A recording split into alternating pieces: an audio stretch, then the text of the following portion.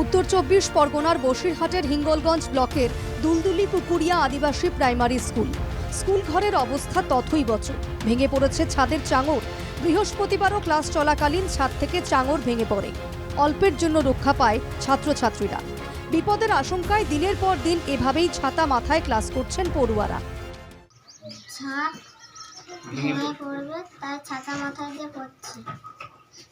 যদি না হয় স্কুলে আর আসবো না। পড়ছে তাই আমরা ছাতা মাথায় দিয়ে পড়ছি। ছাদ না ঠিক হলে আমরা আর স্কুলে আসবো না। অভিভাবকদের দাবি, যতদিন স্কুল ঘর মেরামত না হবে ততদিন বাচ্চাদের আর স্কুলে পাঠাবেন না তারা। এই স্কুলে যে ভেঙে ভেঙে চাংগুলো পড়ছে, এইগুলো তো ভয়ের বিষয়। বাচ্চা কাচ্চার মাথায় যদি লাগে যখন তখন বিপদ হতে পারে। এই জন্য আমাদের দাবি যে এটা ভালো না করলে আমরা আর বাচ্চা কাচ্চা আর পাঠাবো। টাং ভেঙে পড়ছে, হচ্ছে কি করে ছেলেদেরকে স্কুলে পাঠাবো? হ্যাঁ, ছাতা মাথা দিয়ে স্কুলে পাঠাচ্ছি। যদি সোজা না হয় কি চাইছেন? সোজা না হয় তাহলে ছেলেদেরকে আর স্কুলে পাঠাবো। স্কুলের ভগ্নদশার কথা স্বীকার করেছেন খোদ প্রধান শিক্ষকও।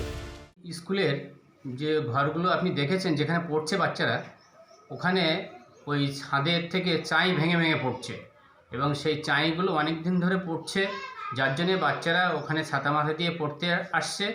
এবং আমি ঊর্ধ্বতন কর্তৃপক্ষকে বেশ কয়েক বছর ধরেই জানিয়েছি কয়েকবার। আর আমাদের তো বছরে ডাইস পূরণ করতে হয়, ডাইস ফর্মে আমি রিপোর্টও দিয়েছি, কিন্তু এখনও পর্যন্ত সেরকমভাবে কোনো রকম আমাদের ব্যবস্থা হয়নি।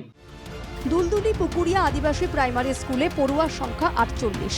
অথচ ক্লাসরুমের ছাদ ভেঙে পড়ার আশঙ্কায় রীতিমতো আতঙ্কে রয়েছেন ছাত্রছাত্রী সহ অভিভাবকরা। বসিরহাট থেকে সঞ্জীব সরকারের রিপোর্ট, NKTV বাংলা।